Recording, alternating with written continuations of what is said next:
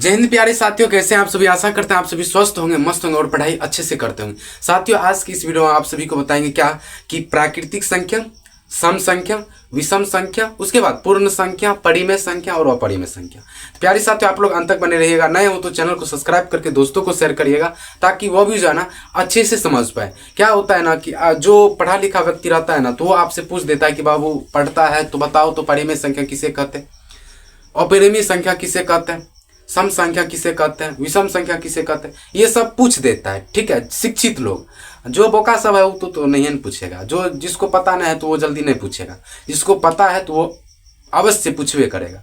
तो आप लोग को भी पता होना चाहिए, ताकि आपके छोटे बहन किसी से आप पूछ सकते हैं। ठीक है, तो प्यारे साथियों, आज के वीडियो में सारा कुछ बताएंगे, आप लोग अंत तक बने रहिएगा। क्या है तो प्राकृतिक संख्या।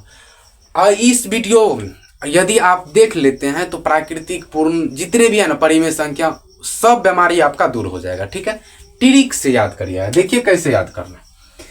यहां पर पूछ रहा प्राकृतिक संख्या किसे कहते हैं, उसका परिभाषा भी लेना है। तो प्राकृतिक संख्या तो गिनती की सभी संख्या को, अभी आप बचपने से गिनती करते आ रहे हैं, तो गिनती की सभी संख्या, एक दो करते हैं ना, 1 2 3 4 5 ऐसे ऐसे गिनती करते हैं, डैश डैश डैश। ठीक है, तो ये गिनती है कि नहीं। 1 2 3 4 5 6 7 8 9 10, ये सब गिनती है। तो गिनती की सभी संख्या को, जितने भी नंबर्स है, सभी ऑल नंबर्स को जो है ना क्या कहेंगे, प्राकृतिक संख्या। क्या कहेंगे डियर, प्राकृतिक संख्या। ठीक है, प्राकृतिक संख्या। अब देखिए, अब इसमें और एक कंडीशन है। अब क्या है तो सर पूर्ण संख्या। पूर्ण संख्या भी समझ लीजिए। प्राकृतिक संख्या के जितने भी समूह है, प्राकृतिक के सभी समूह को जीरो लगाकर, ध्यान समझिए, यहां पर मान लीजिए जीरो लगा देंगे। ठीक है, तो जीरो सहित प्राकृतिक के सभी संख्या को क्या कहेंगे, पूर्ण संख्या।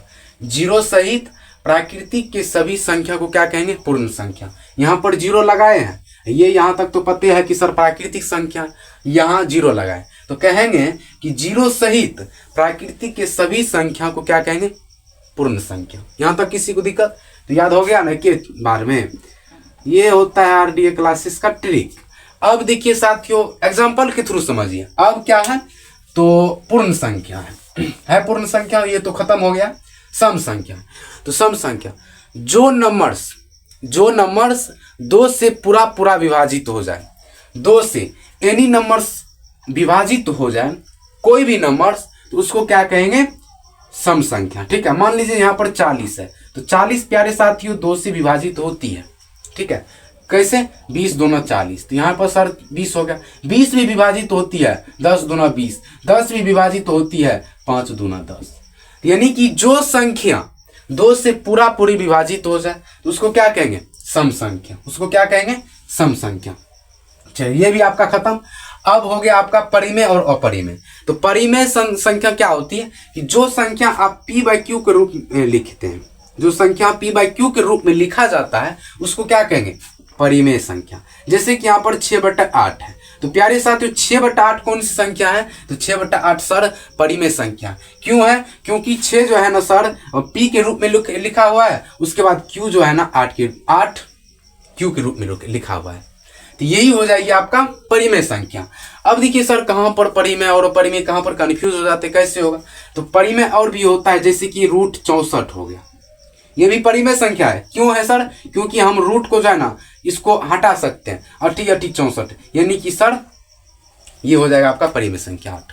इसको रूट से हटाइएगा तो √8 गुना √8 नहीं करिएगा, इसको दोनों करिए तो यानी कि 64। ठीक है, 64 रूट में।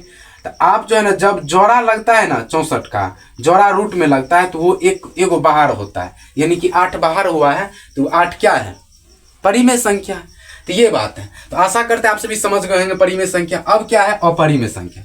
तो जो संख्या p/q के रूप में नहीं लिखा जाता है, जैसे, और q बराबर डिज नॉट इक्वल टू, यानी कि सर q के जगह पर जीरो नहीं होना चाहिए, उसी को क्या कहेंगे, अपरिमेय संख्या।